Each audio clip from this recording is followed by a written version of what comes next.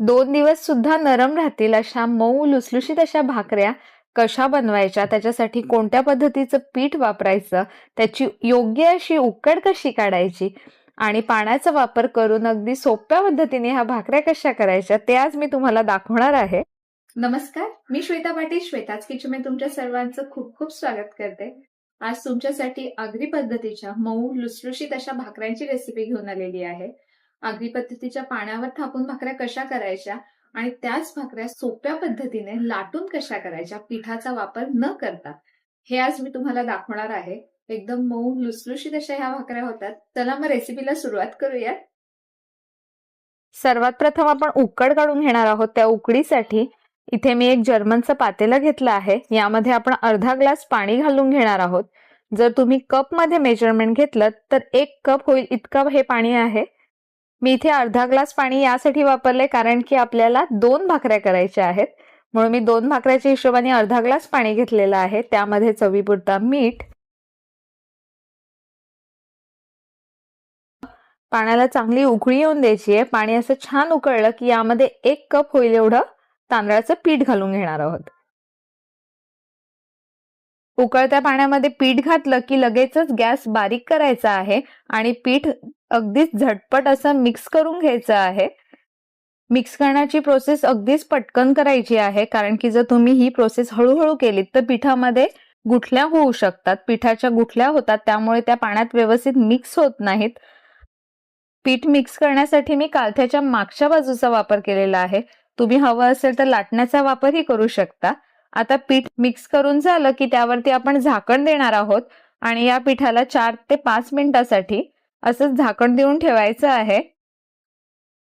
इथे आपली 4 ते 5 मिनिटं झालेली आहेत. झाकण काढून आता हे पीठ एका मोठ्या परातात काढून घेणार आहोत.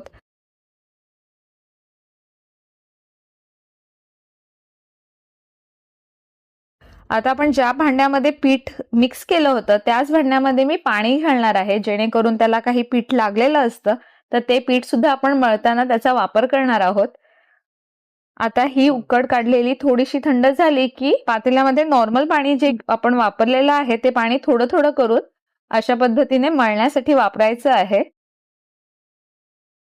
इथे आपण नॉर्मल पाण्याचा वापर केलेला आहे, कारण की आपण उकळ ही गरम गरम उकळत्या पाण्यात काढलेली होती. आता इथे आपण थोडं थोडं पाणी करून पीठ व्यवस्थित असं मळून घेणार आहोत. उकड चांगली आली की भाकऱ्या ही एकदम मऊ लुसलुशीत होतात. 1 कप पाण्यासाठी 1 कप तांदळाचे पीठ एकदम परफेक्ट असं मेजरमेंट आहे. पण जर तुमचे तांदळाचे पीठ हे जुन्या तांदळाचं असेल, जुने तांदूळ झालेले असतील आणि त्याचं तुम्ही केलेलं पीठ असेल, तर त्या पिठाची उकड काढण्यासाठी पाण्याचं प्रमाण थोडं जास्त लागतं. अशा वेळेस तुम्ही 1.25 कप पाणी आणि 1 कप तांदळाचे पीठ हे परफेक्ट असं मेजरमेंट होतं. इथे माझे तांदळाचे पीठ जे आहे ते जुनंही नाहीये आणि अतिशय नवीनही नाहीये, त्यामुळे मला 1 कप तांदळाच्या पिठाला 1 कप पाणी एकदम परफेक्ट असं मेजरमेंट झालेलं आहे. इथे आपण थोडं थोडं पाणी करून पिठाचा गोळा मळून घेतलेला आहे. आता पिठाचा गोळा परफेक्ट मळून झाला की त्याचं साइन असं की तो तुमच्या हाताला पीठ लागत नाही, एकदम क्लीन असा तुमचा हात राहतो. तुम्ही पाहू शकता इथे एकदम मस्त आपलं पीठ मळून झालेलं आहे. आता याचे मी 2 गोळे करून घेतलेले आहेत. त्याच्यातल्या एका गोळ्याला आपण तळव्याच्या मदतीने डावीकडे आणि उजवीकडे अशा पद्धतीने मळून घेणार आहोत. थोडं थोडं पाणी घ्यायचं आहे हातावरती आणि अलगद असं हे पीठ मळत राहायचं आहे. बिना चिरा पडलेला जेव्हा गोळा तयार होतो अशा वेळेस ती भाकरी सुद्धा मऊ लुसलुशीत होते. भाकरी केल्यानंतर त्या भाकरीच्या कडा सुद्धा कडक होत नाहीत. जर तुमचा गोळा करताना जर त्याला भेगा जात असतील, थोड्याशा तडा जात असतील, तर ते तुम्ही पीठ पुन्हा नरम असं मळून घ्या. आता इथे तुम्ही पाहू शकता आपला गोळा एकदम मस्त असा तयार झालेला आहे. इथे मी तुम्हाला आगरी पद्धतीची थापून भाकरी कशी करायची ते दाखवते आहे. त्यानंतर आपण सोपी अशी पिठाचा वापर न करता भाकरी कशी करायची तेही पाहणार आहोत. आता इथे मी हाताच्या तळव्याचा उपयोग करून गोळ्याला अशा पद्धतीने गोलगोल असं हातावरती फिरवून घेते आहे. तुम्ही पाहू शकता इथे आपण गोळ्याला थोडंसं मोठं करून घेतलेलं आहे. आता पराताला थोडंसं पाणी लावून घ्यायचं आहे.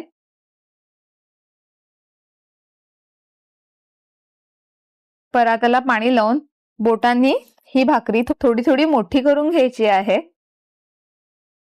उकडीवरच्या भाकऱ्या आहेत त्यामुळे थोडं थोडं करून परत एकदा पाणी लावून घ्यायचं पराताला, जेणेकरून तुमची भाकरी पराताला चिकटत नाही, भाकरी वळताना ती मोडत सुद्धा नाही.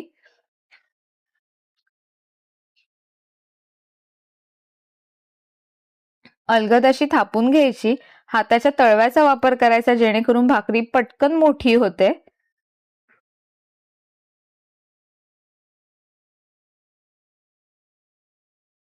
पुन्हा एकदा पाणी लावून मी थोडी थोडी करून भाकरी मोठी करते आहे. पीठ चांगल्या पद्धतीने मळल्यामुळे तुम्ही पाहू शकता इथे भाकरीची जी कड आहे ती सुद्धा एकदम मस्त झालेली आहे. कडेला सुद्धा तडा गेलेल्या नाहीयेत, कारण की जर तुमचं पीठ चांगलं मळलेलं नसेल तर तुम्ही जेव्हा भाकरी करता तेव्हा त्या भाकरीच्या कडा सुद्धा तुटतात, त्यांना तडा जातात. त्यामुळे भाकरीचे पीठ चांगलं मळून घ्यायचं आहे. तुम्ही पाहू शकता एकदम मस्त अशी आपली भाकरी मोठी झालेली आहे. आता आपण जेव्हा भाकरी करायला घेतो तेव्हाच एका साईडला तवा गरम करून घ्यायचा आहे. तवा चांगला कडकडीत गरम करून घ्यायचा आहे, जेणेकरून तुमची भाकरी तव्यात चिकटणार नाही. म्हणून जेव्हा आपण भाकरी बनवायला घेतो तेव्हाच आपण एका बाजूला तवा गरम करायला ठेवायचा आहे. तांदळाचे पीठ कधीही दळताना तांदूळ 2 ते 3 पाण्यामध्ये स्वच्छ धुवून घ्यायचे आहेत. त्यानंतर त्यांना एखाद्या कॉटनच्या कपड्यावरती पसरून घ्या आणि त्याला 2 वेळा उन्हात चांगलं कडकडीत तापवून द्या. असे जर तुम्ही कडकडीत असे चांगले तांदूळ तापवलेत तर त्याचं पीठ हे दीर्घकाळासाठी टिकतं. तुम्हाला हवं असेल तेव्हा तुम्ही ते थोडं थोडं करून दळूही शकता. आणि तुम्ही इथे पाहू शकता आपली मस्त अशी परफेक्ट भाकरी थापून झालेली आहे. आता भाकरी थापून झाली की मी तव्याला एका बाजूला तेल लावून घेतलेलं आहे आणि भाकरी तव्यात टाकताना कधीही आपण जी बाजू थापलेली आहे, बोटाने ठसे उठवलेले असतात, ती बाजू तव्यामध्ये टाकायची आहे, म्हणजे तव्याच्या खालच्या बाजूला टाकायची आहे. आणि जी बाजू प्लेन आहे ती आपण तव्याच्या वरच्या बाजूला घेणार आहोत. भाकरी तव्यात टाकल्यानंतर गॅस हा मंदपेक्षा थोडासा मोठा ठेवायचा, पण मध्यमाचेपेक्षा थोडा कमीच ठेवायचा आहे. भाकरीच्या कडा मोकळ्या झाल्या की भाकरी अलगद अशी उलटून घ्यायची आहे, जेणेकरून तिची दुसरी बाजूही आपण शेकवून घेणार आहोत. भाकरी उलटल्यानंतर गॅसची फ्लेम मोठी करायची आहे. मोठ्या आचेवरती आपण दुसरी बाजू शिजवून घेणार आहोत. इथे मी अलगद कालथा फिरवते आहे आणि भाकरीला सर्व बाजूंनी आपण शेकून घेणार आहोत.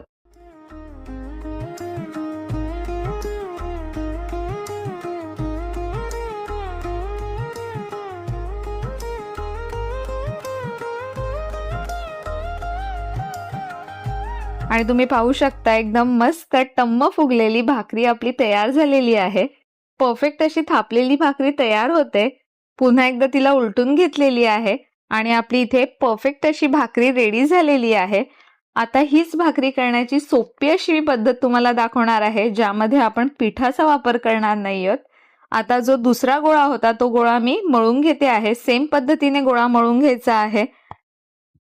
ह्याही गोळ्याला भेगा पडता कामा नयेत, असा परफेक्ट असा गोळा मळून घ्यायचा आहे. त्यानंतर इथे मी पोलपाट घेतलेला आहे. पोलपाटाला पाणी लावून घ्यायचं आहे. अतिशय सोपी अशी पद्धत आहे. इथे मी पोलपाटाला आणि लाटण्याला दोघांनाही पाणी लावलेलं आहे. तसेच या पिठाच्या गोळ्यालाही थोडंसं पाणी लावायचं आहे आणि एकदम अलगद हाताने आपण हे लाटून घेणार आहोत. पिठाचा वापर केला की बराच वेळा ती भाकरी कडक होते, ती थोड्या वेळासाठीच नरम राहते. त्यामुळे ही परफेक्ट अशी प्रोसेस आहे. आता मी या भाकरीला मध्ये मध्ये थोडं थोडं पाणी लावून घेते आहे, जेणेकरून ती पोलपाटाला चिकटू नये. भाकरी थोडी थोडीच लाटायची आहे आणि अशा पद्धतीने अलगद उचलून सर्व बाजूनी लाटून घेणार आहोत. पीठ चांगलं मळून घेतल्यामुळे तुम्ही पाहू शकता भाकरीच्या कडांना तडा गेलेला नाहीये, कुठेच भाकरीच्या कडा तुटलेल्या नाहीयेत, भेगा पडलेल्या नाहीयेत.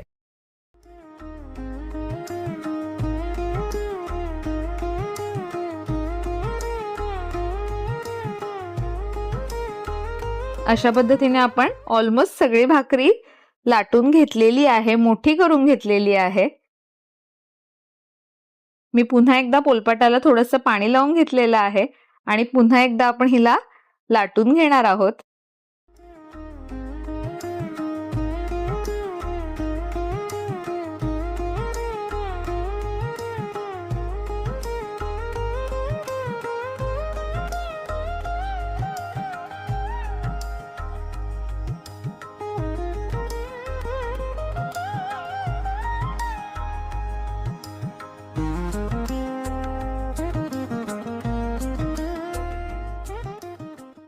भाकरी लाटून झाली की आपण तिला पुन्हा एकदा परातात घेणार आहोत आणि पराताला मी थोडंसं पाणी लावून घेतलेलं आहे. परातात घेऊन तिला पुन्हा एकदा तळव्याच्या मदतीने थोडीशी मोठी करून घ्यायची आहे, जेणेकरून तिला एकदम आपल्या हाताचा फील येईल. हाताने बनवलेल्या भाकरीचा टच येतो.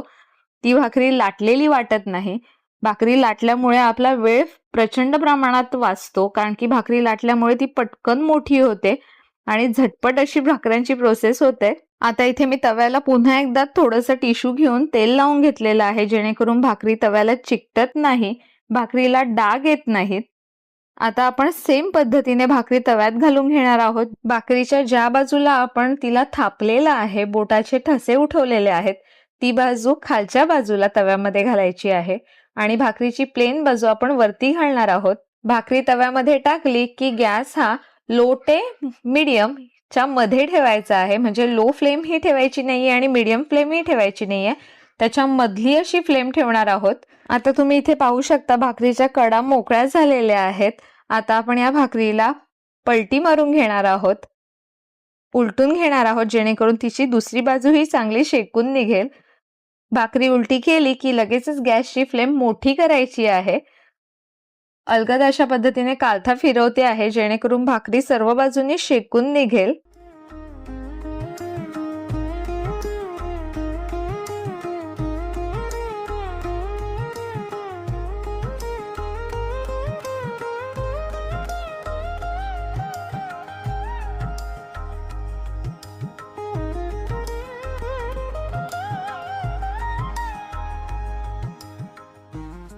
आता भाकरीला पुन्हा एकदा पलटी मारून घ्यायची आहे आणि तुम्ही पाहू शकता भाकरी अलगद अलगद फुगत चाललेली आहे.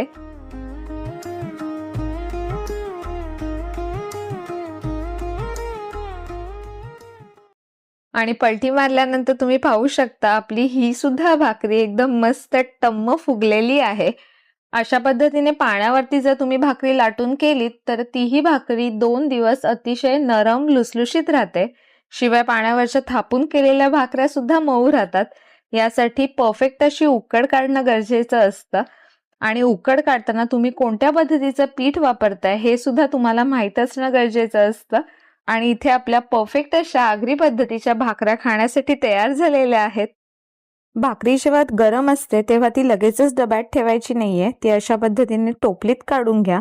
थंड झाल्यानंतर डब्यात भरून ठेवा, जेणेकरून तुमच्या भाकरीला पाणी सुटणार नाही आणि तुमची भाकरी एकदम कोरडी आणि मऊ राहील. तुम्हाला भाकरी कशासोबत आवडते नक्की कमेंट करून सांगा. पुन्हा एकदा भेटूया एका नवीन रेसिपी सोबत. तोपर्यंत धन्यवाद.